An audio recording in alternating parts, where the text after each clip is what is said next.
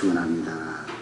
오늘 말씀의 제목은 인생은 공급과 방향이 있어야 된다. 그런 제목입니다. 인생은 공급과 방향이 있어야 된다. 공급과 방향할 때 먼저 공급을 살펴보겠습니다. 주어지는 것이죠. 주어지는 것. 주어지지 않으면 우리가 어떻게 이 세상에 살 수가 있어요? 공급되어집니다.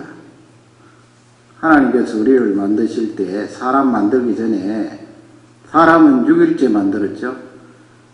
그 5일째까지 전부 이렇게 창조하시면서 딱 준비를 하셨는데 그 준비의 초점은 사람을 위해서입니다. 사람에게 공급해 주기 위해서. 큰 것만 한번 들어보세요. 여러분 물 없으면 삽니까? 지금 밴쿠버의 비가 얼마 동안 안 왔죠. 당장 급하잖아요. 그 인도 같은 데는 금년 들어서 그냥 10몇 밀리미터 왔어요. 그러니까 사람들이 어떻게 살겠어요. 거기다가 대낮에는 44도, 45도 나가니까 견딜 수가 없는 거예요. 벌써 6개월이 채 되지 않았는데 비가 안 오니까 힘들잖아요. 그래서 우리는 여기에 살면서 여러 번 제가 말씀드립니다만은 비 오는 것 이거 감사해야 돼요. 비가 뭐 한 달 오든 두 달 오든 오면 오는 대로 하나님 감사합니다 해야 돼요.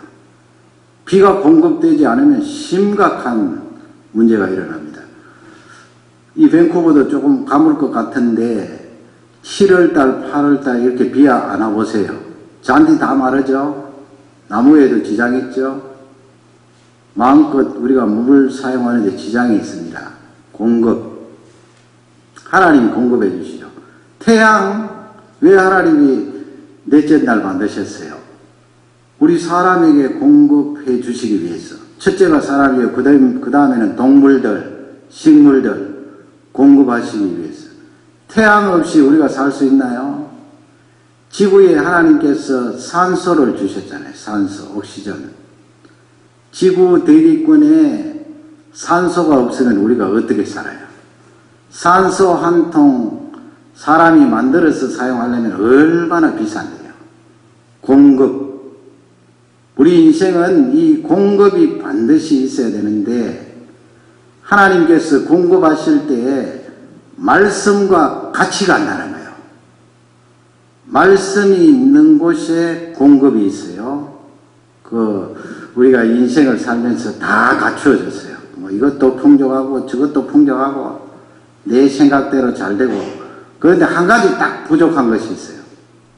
하나님의 말씀이 쏙 빠져 있으면 다른 것 아무리 갖추어도 갈급해요. 허전해요. 어쩌면 살기 싫을지도 몰라요.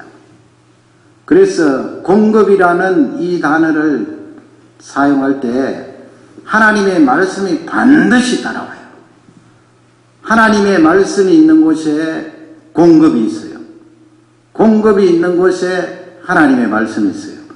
그게 성경에 나오는데 오늘 본문을 살펴보겠습니다. 먼저 앞장에 6장 25절 보면 지금 이 시대적 상황이 어떻게 되어 있는가 하는 것을 알 수가 있습니다. 상당히 오래된 옛날 이야기예요. 실제로 있었던 이야기인데 여러분 엘리사 선지자 잘 알잖아요. 지금부터 약 2700년 전 엘리야 선지자가 선생님이고 그 제자가 바로 엘리사 선지자인데 그때예요. 그리고 북쪽 이스라엘, 남쪽과 북쪽이 이스라엘 갈라졌잖아요. 북쪽 이스라엘에서 일어난 일인데 지금 시리아 여러분 아시잖아요. 내전이 일어나고 있는 그 시리아, 성경에는 아람으로 나옵니다. 아람. 이스라엘 위쪽에 북쪽에 있는 아람. 이 아람이라는 나라가 북쪽 이스라엘의 수도 사마리아를 에워쌌어요. 포위해서. 옛날 전쟁은 그렇잖아요.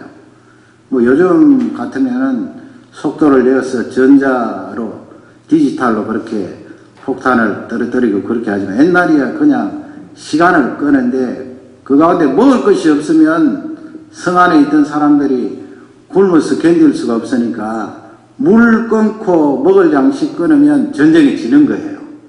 이 아람 사람들이 힘이 있으니까 많은 군사들을 끌고 와서 사마리아 북쪽 이스라엘 수도를 에워쌌어요. 포위를 했어요. 그러니 그 성 안에 있는 사람들이 먹을 것이 어디 있나요? 마실 물도 없고요. 그런 상황 가운데 얼마나 먹을 양식이 없었던지 6장 25절에 보면 그 한 구절만 딱 봐도 얼마나 심각한지 알 수가 있어요. 우리 다 같이 읽도록 하겠습니다. 아람 사람이 사마리아를 에워싸므로 성중이 크게 줄여서 나귀 머리 하나에 은 80세겔이요 비둘기 똥 4분의 1 갑에 은 5세겔이라 하니. 거기 뭐 은 몇 세겔 하는 거 잘 모르잖아요 우리가. 그 나귀 머리는 당나귀입니다. 당나귀.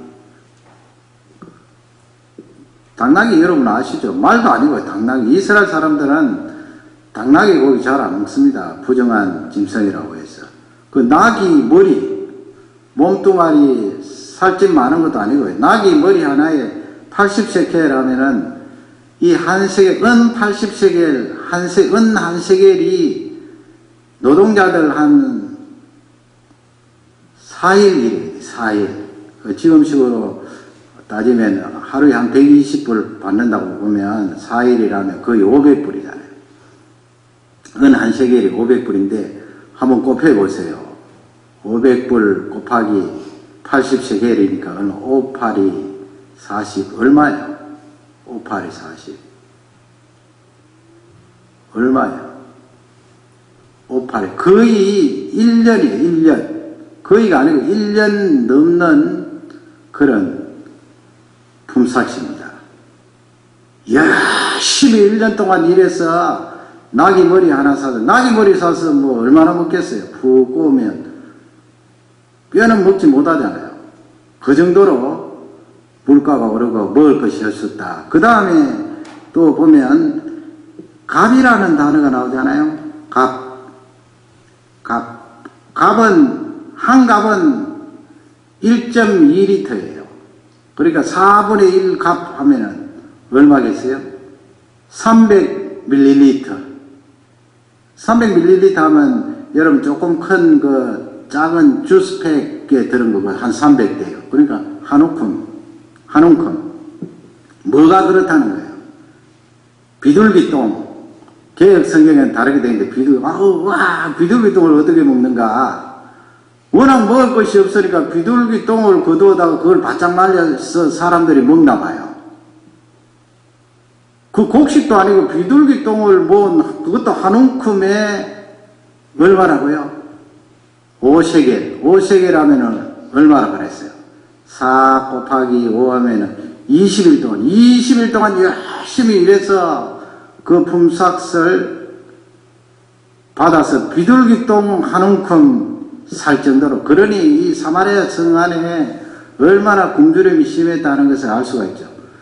지금 읽지는 않았습니다만 그 뒤에 보면 임금님이 성 그 위에 올라가서 걸어 다니고 있는데 두 여인이 왔죠. 두 여인이 와서 막 싸웁니다. 싸우면서 뭐라고 말하는가 하면 임금님 이 억울한 일이 어디에 있습니까? 그 사연을 들어보니까 어제는 이제 두 엄마가 의논을 해서 오늘은 너의 아이 잡아먹고 내일은 나의 아이 잡아먹도록 내놓겠다. 그렇게 의논을 하고 어제 그렇게 아이를 잡아먹었는데 그런 일이 일어났어요. 오늘 떡 되니까 아이 내놓겠다는 이 엄마가 내놓지 않으니까 막 싸움이 벌어져서 임금님 앞에 와서 판결해달라고 이야기를 했어요. 그러니까 사람 잡아 먹을 정도로 먹을 것이 없었어요. 공급이 안 되잖아요. 공급. 양식이 없으니까 공급. 왜 공급이 안 됐습니까? 북쪽 이스라엘에 하나님 떠나고 우상 숭배이기 때문에 말씀이 그곳이 없었어요. 말씀이 없으면 공급이 안 돼요. 모든 것을 다 가져도 하나님 말씀이 없으면 허전하네요. 견딜 수가 없어요. 내가 왜 이렇게 불행한가? 깊은 수렁에 빠져요. 하나님 말씀이 있어야 돼요. 그래서 말씀 가는 곳에 반드시 공급이 있다. 북쪽의 이스라엘 백성들에게 지금 엘리사 선지자 말고 엘리야 선지자가 아합이라는 임금님 앞에 와서 그런 이야기 하죠. 왕상 17장 18장 말씀에 보면 이스라엘 나라에 3년 반 동안 우로가 그치겠다. 비도 오지 않고 이슬도 오지 않겠다. 그쳤어요. 왜? 이스라엘 나라 안에 우상이 가득하고 하나님의 말씀이 없으니까 하나님께서 비를 공급하지 않겠다는 거예요. 비를 공급. 여러분, 우리가 과학이 아무리 발달되어도 비 오게 할 수 있나요? 할 수 없어요. 비 오게 할 수 없어요. 뭐 스키장에 물 뿌려서 눈 만들고 하지만은 근본적으로 하나님께서 이 날씨를 춥게 하지 않으면요, 백날 기계 만들어 눈 뿌려도 소용없어요. 그래서 공급이 있는 곳에는 반드시 하나님의 말씀이 있다. 공급이 있어야 우리가 풍성하잖아요. 그 말씀이 7장 1절 그리고 2절에 있는데 7장 1절을 다 같이 읽겠습니다. 엘리사가 이르되 여호와의 말씀을 들을지어다. 여호와께서 이르시되 내일 이맘때에 사마리아 성문에서 고운 밀가루 한 스아를 한 세겔로 매매하고 보리 두 스아를 한 세겔로 매매하리라 하셨느니라. 엘리사 선지자 나오죠? 엘리야 선지자 제자 엘리사 선지자가 지금 말씀을 하잖아요. 말씀을 하는데 그 말씀 내용이 여전히 그 사마리아 성을 아람 사람들이 포위하고 있는 상황이에요. 그 상황에서 내일 이맘때에 이러이러한 일들이 일어나겠다. 거기 보면은 사마리아 성 문에서 고운 밀가루 한 스아가 얼마예요? 한 스아는 7.3리터. 7.3리터 하면 우유병 한 4리터 되나요? 4리터 약간 안 되죠? 그 우유병 큰 것, 아주 큰 것 있잖아요. 흰 것. 그 두 개 합친 정도로 한 스아가 그래요. 한 스아에 한 세겔이다. 그래도 괜찮잖아요, 여러분. 밀가루가 훨씬 비싼데요. 하루 열심히 일하면 7.3리터 되는 밀가루를 얻을 수가 있어요. 앞쪽보다는 훨씬 낫죠. 비둘기똥 하나에 20일 일해서 사먹을 수 있는데 밀가루예요, 밀가루. 밀가루 하루 일하면 7.3리터 얻을 수 있다. 그 다음에 보리가루 나오죠. 보리가루는 훨씬 싸요. 보리가루 두 스아 하면 얼마예요? 약 15리터. 15리터에 한 세겔. 하루 일하면 보리 15리터 하니까 얼마나 좋아요. 그 보리 15리터 하면 며칠간 먹을 수 있어요. 그 하나님의 말씀이 엘리사 선지자 입술을 통하여 탁 나오니까 공급이 있잖아요, 여러분. 공급. 지금 당장은 아람 나라 사람들이 사마리아 성을 포위해서 먹을 것 없어서 비둘기똥이라도 주워 먹으려고 하는데 그것마저도 없으니 돈 주고 사야 되는 이 상황에서 하나님의 말씀이 탁 떨어지니까 공급이 있단 말이에요. 공급. 그 공급이 있어요.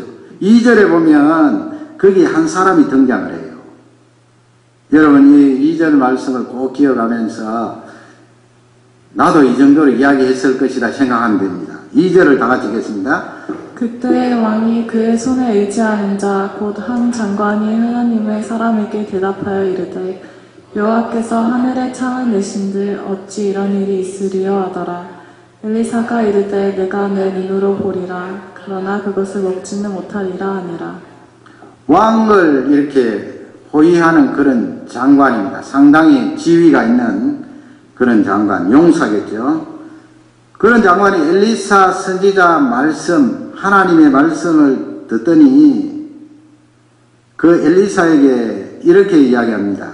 여호와께서 하늘에 창을 내신들 어찌 이런 일이 있으리요. 하나님께서 하늘에 구멍을 내시고 그 구멍으로 곡식을 떨어뜨린들 어찌 이런 일이 있으리요. 우리 대개는 그렇게 이야기해요. 하나님 말씀이 나를 먹여주나 살려주나. 요즘 우리 청소년 청년들 재밌는 거 많죠.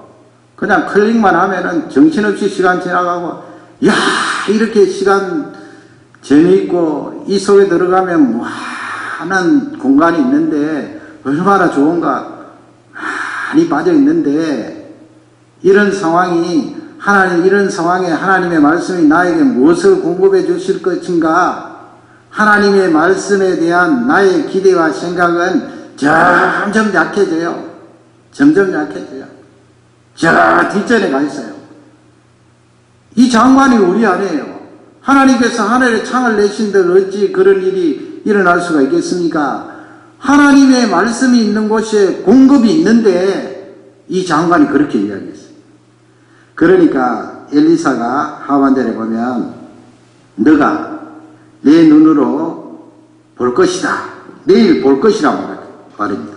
그러나 그것을 먹지는 못할 것이다. 그래서 여러분, 오늘 이 말씀을 통하여 하나님의 말씀이 있는 곳에 공급이 있습니다. 꼭 기억해야 돼요. 우리 청소년 청년들 공부하다가 보면 공부하기 싫을 때가 있어요. 너무 힘들 때가 있어요. 그럴 때 공부하고 싶은 동기에 공급이 있어야 되잖아요. 누가 뭐 옆에서 공부하라 그런다고 내가 공부가 되나요? 그거 안 돼요. 아무리 공부하라 그런다고 내가 하기 싫은데 뭘 해요? 그래서 내 마음속에 공부하고 싶은 그 동기가 공급돼야 돼요. 그 무엇으로 내 마음에 그 동기를 공급받는가? 하나님 말씀이에요. 하나님 말씀. 왠지 요즘 내가 울적하고 요즘 내 마음이 자꾸 갈라진다. 한 갈래가 아니고 이런 생각도 들고 저런 생각도 들고 오만 가지 생각이 든다. 정신이 분사된다. 그러면 그 부분에 대해 집중할 수 있는 능력이 공급되어야 되잖아요. 그 집중할 수 있는 능력이 하나님의 말씀을 통하여 공급이 된다는 거예요. 공급이 돼요. 지금 여러분 이거보다 더 현실적인 게 어디 있어요?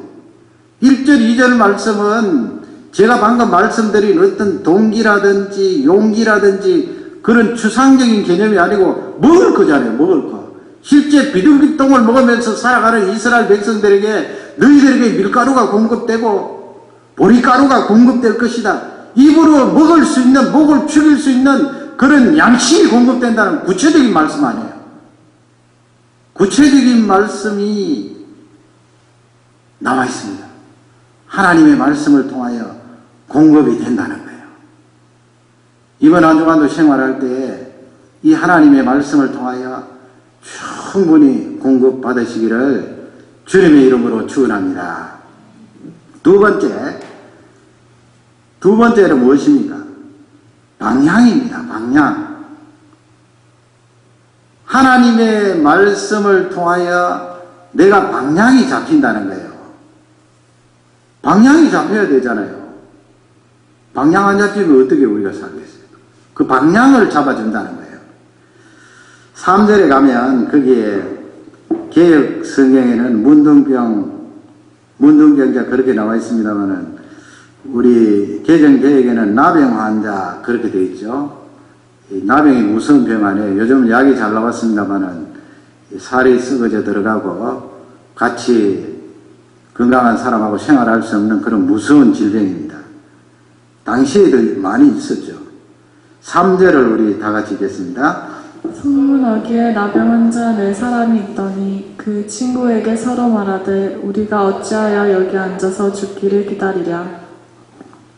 가만히 있으니까 죽잖아요. 이 나병 환자들은 성 안에 들어갈 수도 없고 성 바깥에 이렇게 따로 떨어져서 사는데 아마 나병 환자들이 사는 성 바깥에 거기까지 아람 사람들이 포위를 하고 있었나 봅니다. 그러니 이 나병 환자는 성 안에 들어가지도 못하고 그냥 아람 사람들 포위망 안에 딱 살고 있는데 양식이 없잖아요. 뭐 양식을 어디서 구해요? 성 안에 들어가도 먹을 것도 없고 성 바깥에 이제 꼼짝없이 죽게 되는데 이렇게 있기보다는 저 아람 진 쪽으로 가서 포위하고 있는 그 적군 쪽으로 가서 어떻게 살 길을 찾아보자. 여기 있어도 죽고 성 안에 들어갈 수도 죽고 이래 죽고 저래 죽고 죽을 것은 마찬가지니 적군의 그 진에 들어가서 거기서 양식을 얻으면 살 것 아닌가, 아니면 뭐 거기서 죽는 수밖에 없지, 이렇게 생각하고 의논을 한 거예요. 그래서 이 사람들이 아람 진 쪽으로 가서 어떤 일을 체험하게 됩니까? 6절 말씀에 가면 이 나병 환자들이 아람 진영에 도착하기 전에 그 아람 진영에 이상한 일이 일어났어요. 6절을 다 같이 읽겠습니다. 이는 주께서 아람 군대로 병거 소리와 말 소리와 큰 군대의 소리를 듣게 하셨으므로 아람 사람이 서로 말하기를 이스라엘 왕이 우리를 치려하여 헷 사람들의 왕과 애굽 왕들에게 값을 주고 그들을 우리에게 오게 하였다 하고. 아람 사람들, 이런 일들이 구약 성경에 몇 군데 나와요. 비슷한 상황이. 아람 군대에 그 진치고 있던 사람들이 가만히 그냥 이렇게 포위하고 있어요. 전쟁하고 있지 않은데 가만히 들으니까 말소리도 나고 또 병거 소리도 나고 군대가 확 몰려오는 소리가 나는 거예요. 그러니까 깜짝 놀랄 것 아니에요. 뭐 옛날에야 무슨 기계가 있습니까? 탐지할 수 있는 그런 도구가 없기 때문에 그냥 귀로 소리를 듣는데 아람 군대 사람들이 다 듣는 거예요. 그것을 듣고 깜짝 놀랐죠. 생각하기를 틀림없이 이스라엘 사람들이 헷 사람 하면은 히타이트 족속들, 전쟁 잘하는 사람들 아니에요. 철기 만들어서 전쟁 잘하는 사람들.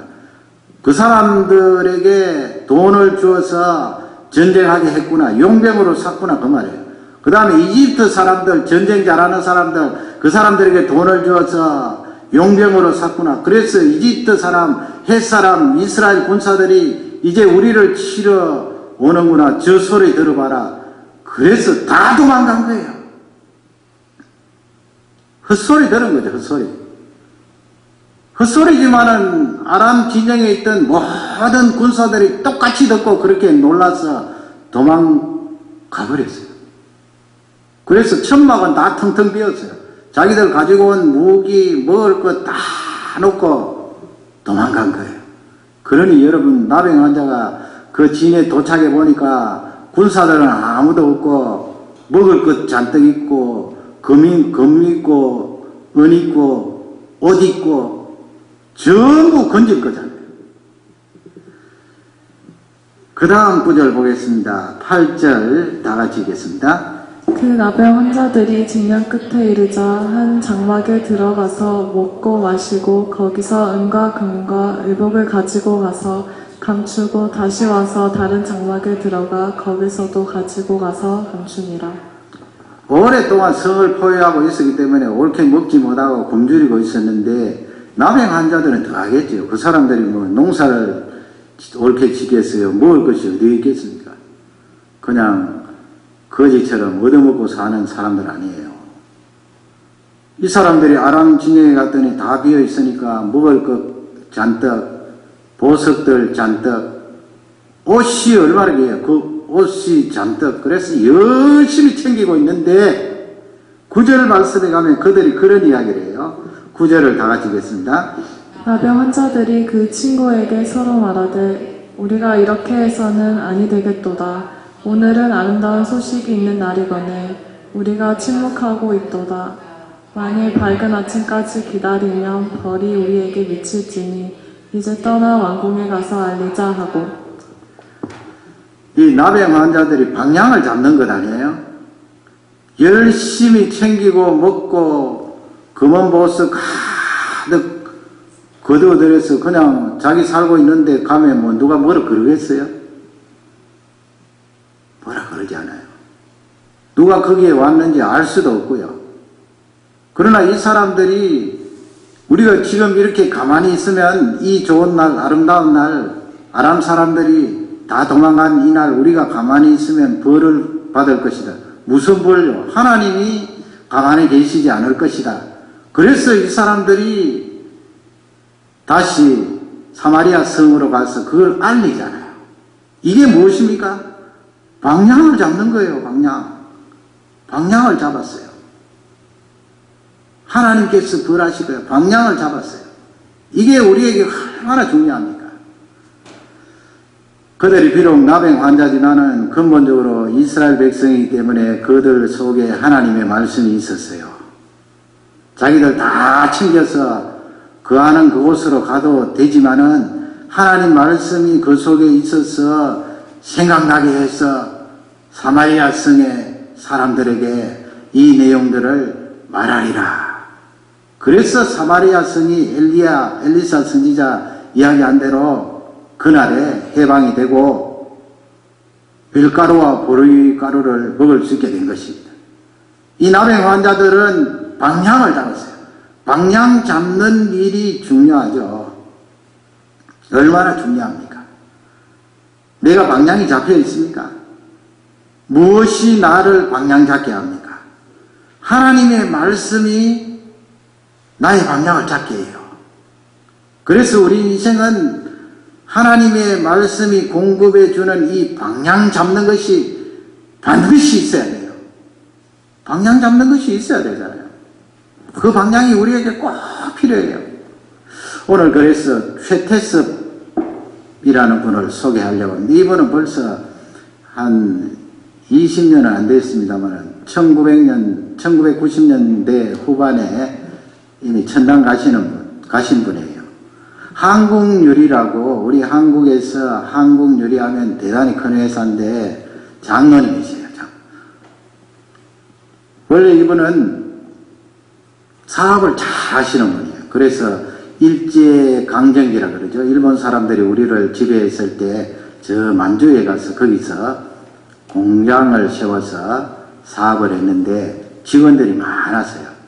그러나 1945년 지나고 북한은 공산주의자들이 들어오고, 그래서 이 만주에서 이 최 사장님이 사업을 하는데, 만주는 중국이죠. 그러나 북한에서 이렇게 가깝기 때문에 그 만주의 직원들이 한 600명 되는데 크잖아요.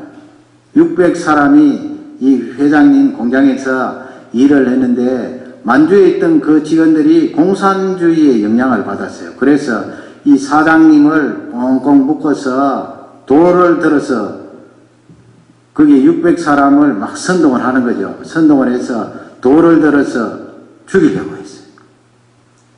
왜 그렇게 했는가 하면 공산주의 사상에 들어가서 이 최 회장이라는 분이 자기 자신만 돈 벌고 자기 욕심 채우기 위해서 일하는 노동자들을 착취했다는 거예요. 빼앗았다는 거예요.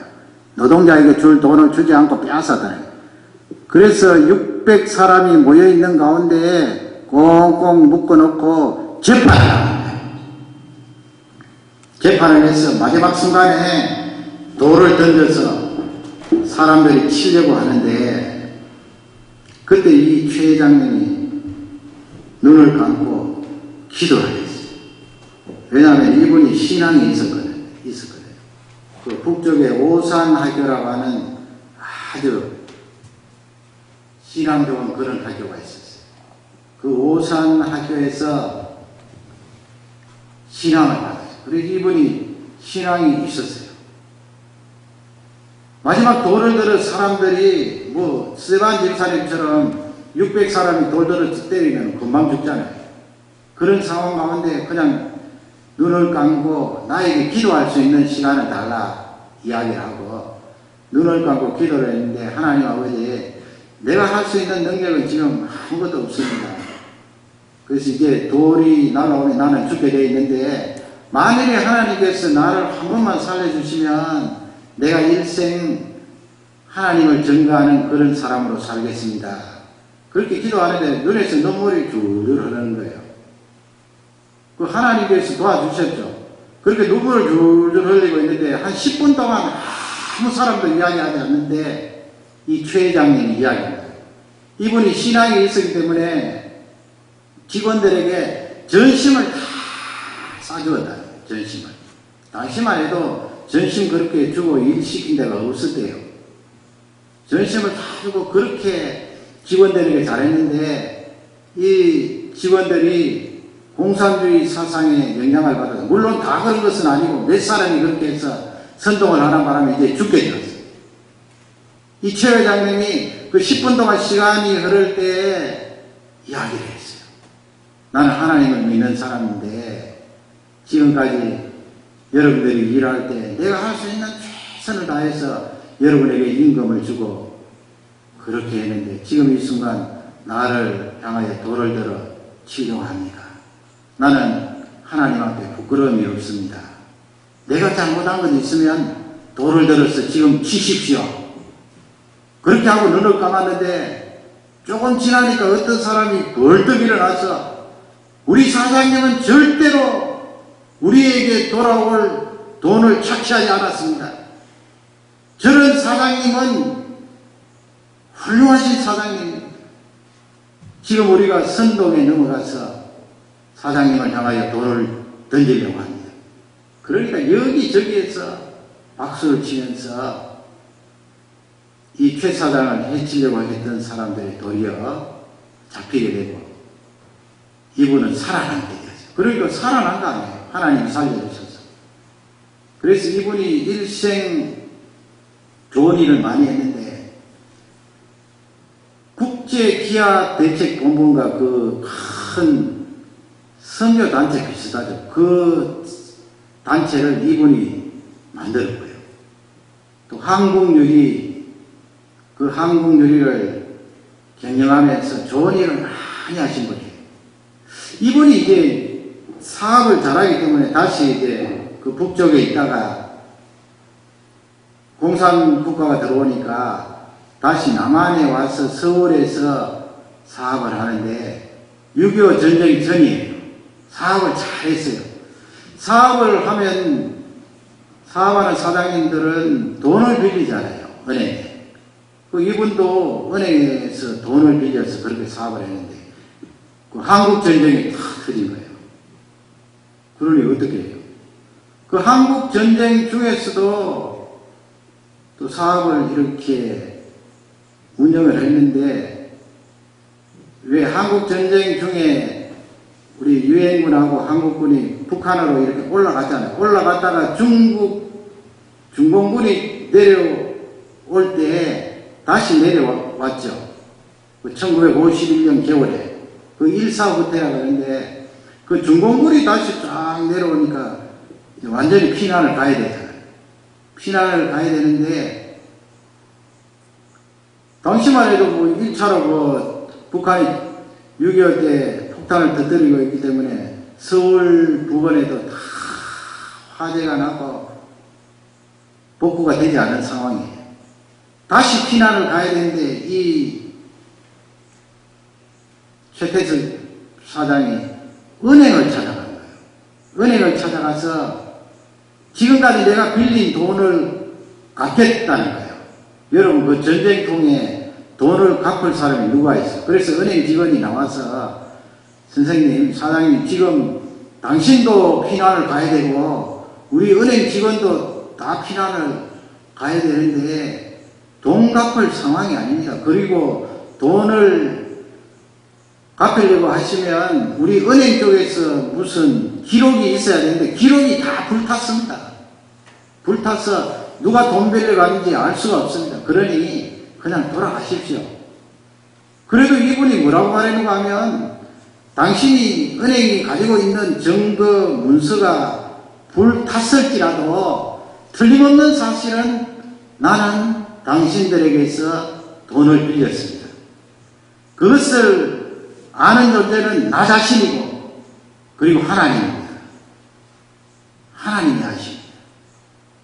그래서 이분이 그 돈을 다 갚았어요. 그리고 나올 때는 은행 직원에게 당신이 그 기록 문서가 없다고 했으니까 당신 도장을 찍고 영수증을 리시트로 만들어 주십시오. 그래서 이분이 영수증을 받아서 나오게 됩니다. 그리고 같이 피난을 떠난 거예요.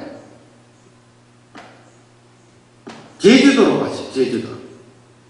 제주도에서 이렇게 피난 생활하고 있으면서 하여튼 하나님이 이런 분들에게는 사업할 수 있는 눈을 주나 봐요. 당시에 고기를 이렇게 멀리 가서 잡아오는데 그 고기를 사다가 팔면 사업이 되겠다 하는 그런 아이디어가 떠올라서 그걸 시작하려고 하는데 돈이 있어야 되잖아요. 왜냐하면 배를 사고 그렇게 해야 되는데 돈을 어디서 구합니까? 은행에 빚을 다 갚아버렸는데. 그래서 부산으로 나가서 부산의 은행을 찾아가니까 부산은 북한에서 공격을 하지 않은 지역이잖아요. 부산의 은행을 찾아가니까 론을 하려고 하니까 안 된다는 거예요. 당신이 무슨 담보할 물건이 있습니까? 땅이 있습니까? 아니면 어떤 신용 크레딧 기록이 있습니까? 안 된다는 거예요. 그래서 이분이 어떻게 해요? 안 된다고 그러니까. 씁쓸하게 은행에서 나오는데 그 생각이 나더라는 거예요. 옛날에 내가 몇 년 전에 은행에 빚을 갖고 영수증 받은 것이 있는데 그것을 한번 보여보자. 그래서 이 호주머니에서 영수증을 은행 직원에게 보여주었더니 아마 같은 은행인가 봐요. 그게요, 몇 년 사이에 은행에 소문이 쫙 깔려서 전설이 되겠는데, 전설이. 전쟁이 일어나고 다 폭격을 받아서 문서가 날아간 그 상황에서 누가 자기 돈을 갖겠냐는 거예요.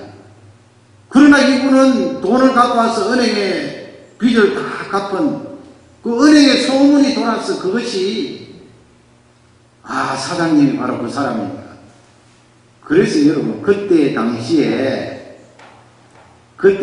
한국 돈으로 1억을 론했대요. 1억 론하면 지금 돈으로 바꾸면 한 1,000억 돼요. 1,000억. 1,000억이 얼마입니까 도대체? 예. $100 밀리언 아니에요. 담보할 땅도 없고 아무도 없는데 1,000억이나 되는 돈을 은행에서 그냥 빌려준 거예요. 사장님처럼 그렇게 신용이 있고 정직하면 얼마든지 빌려줬어요. 그래서 이분이 일어나고 한국유리라는 큰 회사를 만들게 된 거예요. 최태섭 회장님 책도 지었잖아요. 사랑의 빚진 자.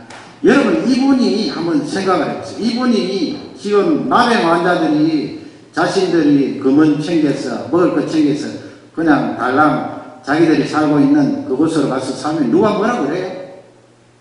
아무 말 안 하지가 않아. 그런 방향을 잡았잖아요. 반드시 이 소식을 빨리 이스라엘 백성들에게 알려야 된다. 그들이 사실은 엘리사 선지자가 말씀한 그 말씀에 이루어지는데 귀한 역할을 했잖아요. 최태섭 회장님이 어떻게 그렇게 정직하게 살게 되었는가? 방향이 잡혔어요. 방향이 잡힌 사람이에요.